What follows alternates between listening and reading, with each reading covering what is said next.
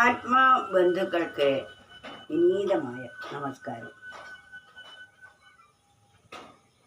പണ്ഡിതൻ എന്നാൽ പരമമായ സത്യത്തെ അറിയുന്ന ആൾക്കാണ് പണ്ഡിതൻ എന്ന് പറയുന്നത്.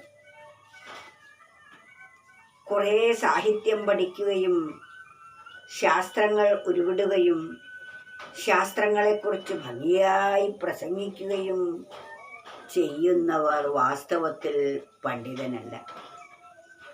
പണ്ഡിതൻ ശാസ്ത്രങ്ങളെ സ്വാനുഭവത്തിൽ വരുത്തിയ ആളാണ്. സ്വന്തം ജീവിതത്തിൽ താൻ പഠിച്ചു വെച്ചവയെല്ലാം പ്രാവർത്തികമാക്കി മറ്റുള്ളവർക്ക് പറഞ്ഞു കൊടുക്കുകയും ചെയ്യുന്നവനാണ് വാസ്തവത്തിൽ യഥാർത്ഥത്തിലുള്ള പണ്ഡിതൻ. അത്തരത്തിലുള്ള പാണ്ഡിത്യമാണ് നമുക്ക് വേണ്ടത്. ഇനി മറ്റൊന്ന്, എന്താണ് പണ്ഡിതൻ? ബന്ധിക്കുന്നതേത്, നമ്മെ മോചിപ്പിക്കുന്നതേത് എന്ന തിരിച്ചറിവുള്ളതാണ്.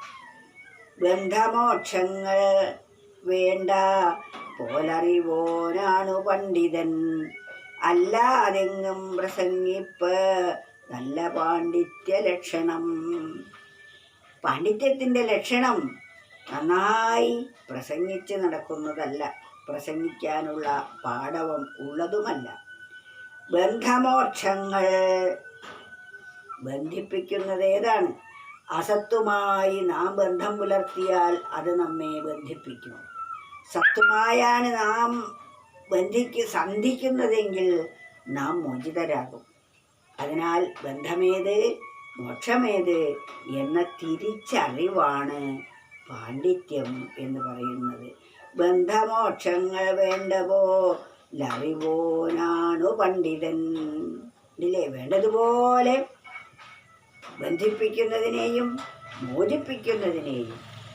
ബന്ധിപ്പിക്കുന്നത് നശ്വരമായ പദാർത്ഥങ്ങളാണ്, മോചിപ്പിക്കുന്നത് സത്തായിരിക്കുന്ന ആ പരമാത്മാവാണ്. ഈ വസ്തുക്കളോടുള്ള അത്യധികമായ മമതയും സ്നേഹവുമാണ് വാസ്തവത്തിൽ ബന്ധനം. എന്നാൽ ഇവയോടൊന്നും മമത പുലർത്താതെ ഇവയെല്ലാം തന്നെ ഈശ്വരൻ്റെ വൈഭവമാണെന്നോർത്ത് കണ്ടാസ്വദിച്ച് പോകുന്നതാരാണോ അവരാണ് പണ്ഡിതൻ. ഇവയോടെല്ലാം അവർക്ക് നിസ്സംഗതയായിരിക്കും. ആ ഭാവം ബന്ധമോക്ഷങ്ങൾ വേണ്ടപോലറിവോനാണു പണ്ഡിതൻ, അല്ലാതെങ്ങും പ്രസംഗിപ്പ നല്ല പാണ്ഡിത്യ ലക്ഷണം. പ്രസംഗിച്ച് നടക്കുന്നതല്ല പാണ്ഡിത്യത്തിൻ്റെ ലക്ഷണം. നല്ല സാഹിത്യത്തിൽ നന്നായി വേദങ്ങളെയും ഉപനിഷത്തുക്കളെയും ഉദ്ധരിച്ചുകൊണ്ട് വളരെ മനോഹരമായി പ്രസംഗിക്കുന്ന ധാരാളം ആളുകളെ കാണാം. പക്ഷേ അവ മറ്റുള്ളവർക്ക് പ്രയോജനപ്രദമാണ്. ഒന്നും അറിയാത്ത ആളുകൾക്ക് അത്തരം പ്രഭാഷണങ്ങൾ പ്രചോദനം നൽകുന്നതാണ്. ഈ വിഷയങ്ങളിലേക്ക് പ്രചോദനം നൽകത്തക്ക വിധത്തിൽ പറയാൻ കഴിവുള്ളവരുണ്ട്. അവരെ നാം സ്വാഗതം ചെയ്യണം. എന്നാൽ യഥാർത്ഥത്തിൽ പണ്ഡിതൻ എന്ന് പറയുന്നത് ബന്ധത്തെക്കുറിച്ചും മോചനത്തെക്കുറിച്ചും ശരിയായ രീതിയിൽ മനസ്സിലാക്കിയ ആളാണ്.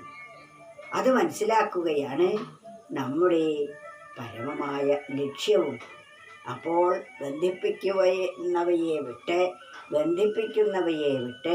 മോചിപ്പിക്കുന്നവയെ നാം സ്വീകരിക്കുകയും ചെയ്യണം. ബന്ധമോക്ഷങ്ങൾ വേണ്ടപോലറിവോനാണു പണ്ഡിതൻ, അല്ലാതെങ്ങും പ്രസംഗിപ്പതല്ല പാണ്ഡിത്യ ലക്ഷണം.